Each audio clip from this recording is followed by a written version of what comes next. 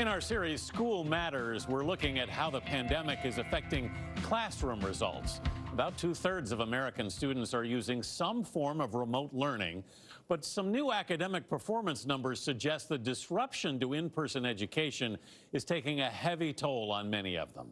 Meg Oliver spoke to families in different states and shows us how they're coping. Meg, good morning. Anthony, good morning. Students here in Montclair, New Jersey haven't seen the inside of a classroom in more than 8 months.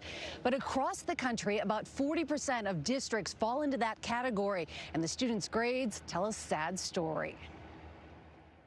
Erlisha Oates is a single mom of 4 children in East Tampa, Florida. When he gets sick, it's a whole nother level. She chose all remote to protect the health of her oldest son who suffers from epilepsy.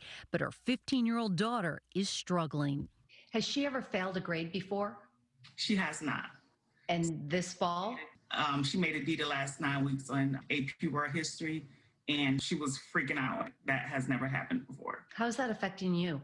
It's stressing me out as well because my daughter has never struggled, and to have her feel like she's being defeated is a problem. It's a problem happening to students around the country. In Houston, one of the largest school districts in the nation, the number of students with failing grades is exploding. During the fall of this year, 42% of students received 1 or more Fs in the first grading period, which was 100% virtual. Last year, only 26% fell into that category. These children are struggling to read, struggling to do math. Christina Quintero has 2 children in Houston School District. She says her first grade daughter feels defeated. Is she getting down on herself? Oh, she's very critical in her academics because she just wants to do better. She wants to be able to show that to her teacher and be proud of herself. We know that there has been a significant loss of learning, but I tell you, we're less concerned about that than we are about the social emotional factors. Dan Dominich is the executive director of the American Association of School Administrators and served as a superintendent for nearly 30 years. We're seeing an increase in the stress that students are feeling, the emotional impact that this is having on them. We're carefully tracking suicide rates, which is a major factor. So we are more concerned right now about the emotional well-being of our students than we are about their academic loss. Between March and October of this year, numbers from the CDC show mental health-related emergency room visits increased nearly 28% for children ages 5 to 17, compared to the same period last year. And grades in North Carolina paint a bleak picture as well. In Wilson County, 46% of students in grades 3 through 12 failed a class this fall while learning virtually. That is more than double from the same period last year.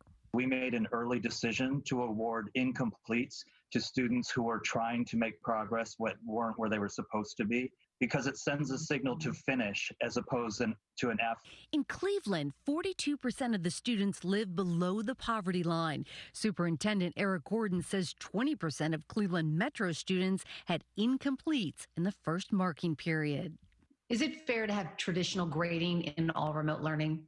By using an ABC or incomplete strategy, we're actually moving towards, does the student know what we want them to know before we move on, or do they need to finish that learning? So I think it's just another opportunity for us to question our past strategies and think about how to make a better system when we come out of this pandemic. If things don't improve for Erlisha's daughter, she will send her back to class for in-person and send her son to live with her mom. The last time my son had a seizure, he almost didn't make it. So it's more of life or death for him because the numbers in Hillsborough County are rising. So for safety, that's one of the options that we've been weighing. As parents face these difficult decisions, Cleveland superintendent told me we're unfairly measuring students during a time no one could have imagined.